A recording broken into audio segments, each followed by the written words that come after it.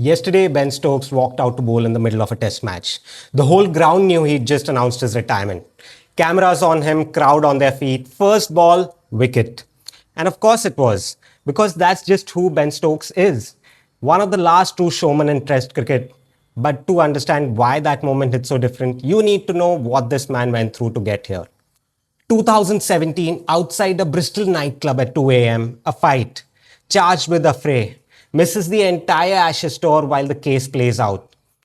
The press spends months trying to define him by one night, and he didn't let them. 2019 World Cup final, England need 15 of the last over. Stokes hits a shot and the ball deflects off his bat to the boundary. 4 overthrows. England win the World Cup for the first time in history. 6 weeks later, in Headingley, during the Ashes, England need 359 to win. Following on, nobody gives them a chance. Stokes walks in and plays what people still call the greatest innings ever played by an Englishman. 135 not out. England win by 1 wicket. Then in 2021, right at the peak of it all, he walked away. Said his mental health came first.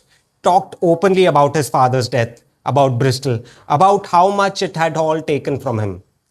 In a sport where players almost never show that kind of vulnerability, Stokes just said it out loud. He came back, took the captaincy, built baseball with Brendan McCullum. Fearless, attacking, completely shameless cricket. England won 10 out of their first 11 tests. The whole country fell in love again.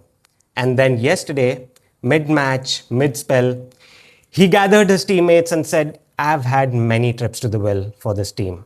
I've got one more left in me. Walked out, wicket first ball, bowled 11 consecutive overs, walked off to a standing ovation from both teams. Nightclub, World Cup miracle, greatest Ashes innings, mental health, baseball, and one final wicket with the whole ground watching. Test cricket just lost one of its last rock stars. Send this to a friend and follow Retired Herd for more.